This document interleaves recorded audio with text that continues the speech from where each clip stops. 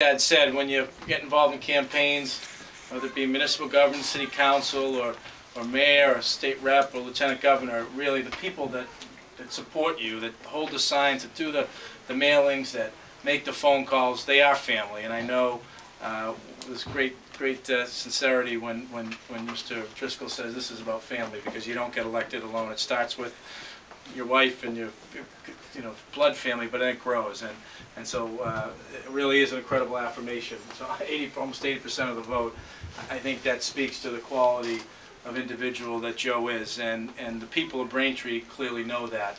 But I can tell you from working with this guy for 2 years, just to be with him, his persistence on issues, his thoughtfulness, his intelligent approach is something that stands out. It stands out among his peers. It's something that we in the administration know, and a man of unfailing integrity. And certainly this is a tough time for some of us in government, all different levels, and the public can, legitimately can ask questions. But Joe is somebody who is there for all the right reasons, and does his job incredibly well. So it's great to be here with his immediate and larger campaign family on a night that he has earned. I mean, he didn't have a token opponent, somebody who went out and campaigned against him. He took nothing for granted. We were talking on a weekly basis.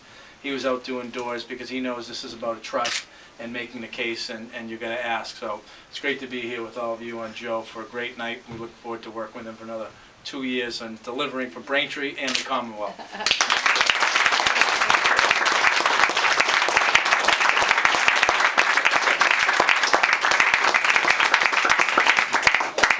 Well, one thing is for sure that I'm going to do in the future is always have my father introduce me. you know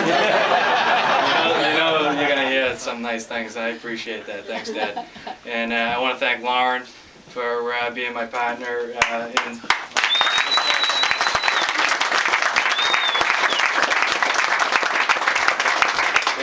Joey and Sean running around here. Joey was a month old the first time we ran, and look at him now. So, and I want to thank Lieutenant Governor Murray for coming down to be with us here in Braintree.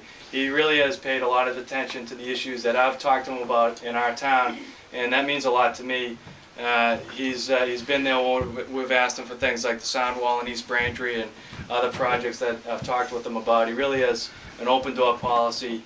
I see councilors nodding their heads here because we've all had an opportunity to meet with them, talk with them, and get to know them, and work with them on things that make sense right here in our town. And I couldn't be happier with the Patrick administration, with Lieutenant Governor Murray's friendship to our community here in Braintree and also in Holbrook and Randolph. So I'd like to give him a round of applause for being here.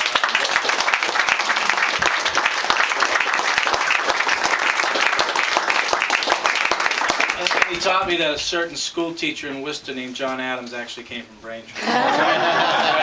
Quincy's always trying to take credit for it, but we know. But I sent out Dear Frank cards this year, and a lot of you did it, and I put a little phrase on there that I learned a while ago. It's an old political phrase. It says, if you see a turtle on a fence post, you know we didn't get there without a little help. And the reason that I've been able to go to the State House these past 5.5 years is because of all the work that you've helped me with over the years. And it really is a great privilege and an honor to go to the State House each day and work on issues for your hometown. And when I go and sit in that chamber, there's people from all over the Commonwealth, all the way to the New York border, down to the Rhode Island border, all the way up to New Hampshire, and everything in between. And their interests are similar in some respects, but very different also. And we all go there thinking that our communities are absolutely the best. And we all go with our own plans and our own agendas.